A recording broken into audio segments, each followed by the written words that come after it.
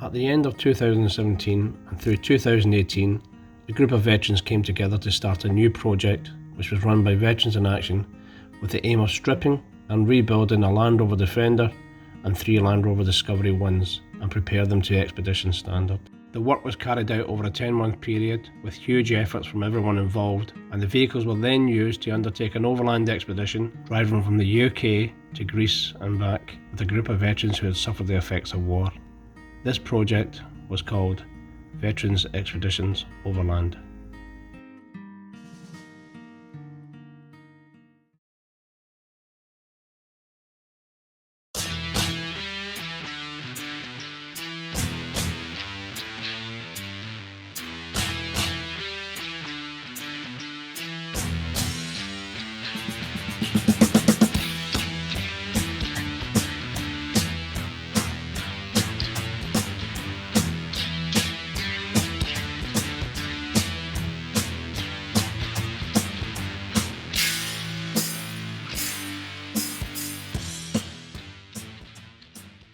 So we're on day one of the expedition and we're not exactly where we want to be. I went to the MOT centre this morning, come out the MOT centre, got halfway back, loud clunk from the engine and wouldn't turn over.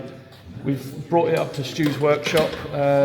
We've managed to strip out, as you can see here, the cam belt cover, and what we found is the camshaft pulley. 2 of the bolts had rattled out completely clean, no thread, no Loctite on them, and one of them has mullered. It also took out a piece of the cam pulley, which we're fortunate enough, we've got a spare engine, we're just in the process of doing it. Unfortunately, it's bent all the valves on the cylinder head, or a couple of the valves on the cylinder head, so we've taken another cylinder head off. We're just in the process of changing over the valves. I reckon this is going to take us hours. This is going to make us very late. As Mac was explaining, day one, not where we wanted to be, engine's gone, but what I wanted to say is we've got engineer, fitter, reaming mechanic, reaming mechanic, reaming mechanic, reaming mechanic, and another engineer here.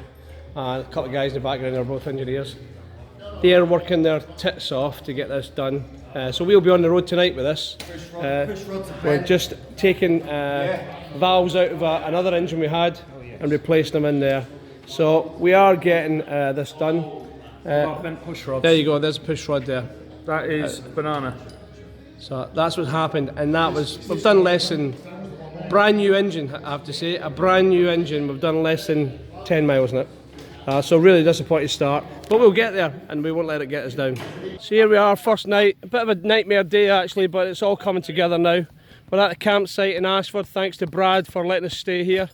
The guys are just setting up the Fox wing with the tapered sidewalls, and tonight we're going to add a couple of Oztents to it. The first time I've used the tapered walls, I have to say I'm quite impressed. I'm going to show you inside at the space we have inside. Alright mate, let's have a look in here. So I can see here's a vehicle, so we want to be around the vehicle at all times. So you've probably seen in some of the earlier videos our Oztents we use all the time. So as you can see we get two beds in there and a few guys in here as well. So this is the kind of setup we're going to use when we're out. For some of the guys it's the first time they've seen this setup. As you can see we've got some gaps there, but we can put four side walls on. We don't have to use the Oztent, we can get 4 guys in here comfortably. And that's how we're going to sleep. We've got three of these setups for the vehicles. And as you can see, all the kit in the back. And we'll just shove another Oztent on this side. And you see the guys bring the Oztent in. Very simple. The Oztent goes up in probably, right, the first time you've seen an Oztent, Jay, how long did this take to go up? Seconds. They actually sell this on it, it's a tent that goes up in 30 seconds. Yeah, there you go. So, with a bit of practice, this setup will be up in, what did you say? Minutes. The whole setup. And we'll be ready to camp. We haven't got the kitchen vehicle here now because that's getting the new gearbox in right now. But as you can imagine, this would be the kitchen setup here. We'd probably have, with the kitchen one, we'd probably have a tapered wall here to give us a little bit more room for the kitchen. Having worked all through the night to get the Defender engine put back together, and also a new gearbox of one of the Discoveries, the team was back together and heading for Dover to catch a ferry. In the military they tell us that No plan survives the first contact. Well, this is also true for running an expedition. After 2 years of planning and almost a year of building the vehicles, the plan changed on day one due to a few bolts not being tightened on the engine and no oil in the gearbox. Running an expedition can be incredibly stressful if we stick rigidly to a plan. Plans are just that, a plan which is there to be changed as any new situation arises.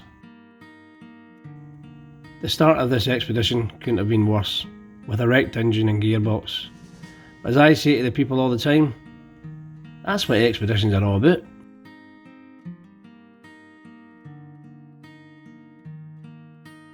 It is how we deal with the situation that makes an expedition both good or bad.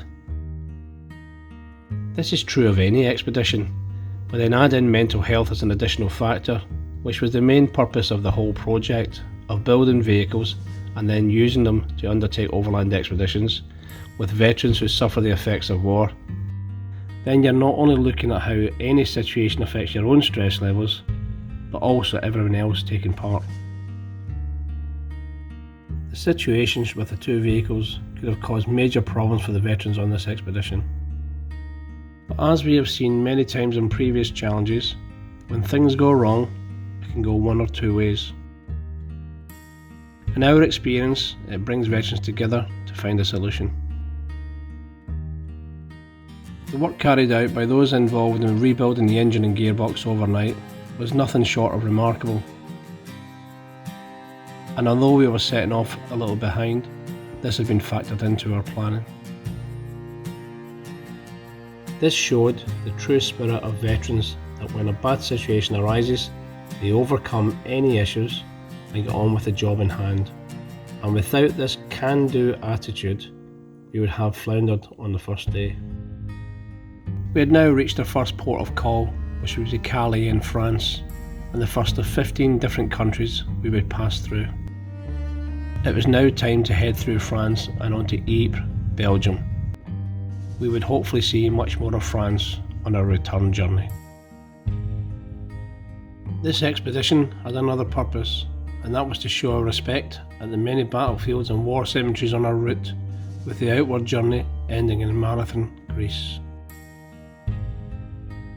The ancient Greek historian Herodotus may have been one of the first to write about the emotional strain associated with war. In his account of the Battle of Marathon in 490 BC, the celebrated father of history noted something akin to PTSD in the case of one veteran known only as Epizelus. During the battle, we saw a force of 10,000 Greeks repel a Persian invasion of more than twice that number. Epizelus suddenly and inexplicably lost his sight. He was pulled from the field, which was littered with nearly 200 Greek dead and the bodies of more than 6,000 Persians, and promptly examined by army surgeons.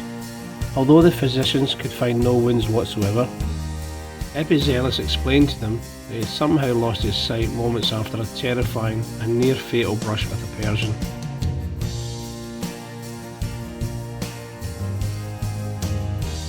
Some of you may remember from the mini-series Band of Brothers, where Private Albert Blythe of Easy Company, 2nd Battalion 506 Parachute Infantry Regiment of the 101st Airborne Division during World War II, participated in the Battle of Carentan and hid during most of the battle due to becoming hysterically blind as a result of the stress of battle. On our outward journey, we would visit many battlefield locations and cemeteries, which would give the veterans taking part a chance to reflect on their own illness and to work as a team to help overcome many issues.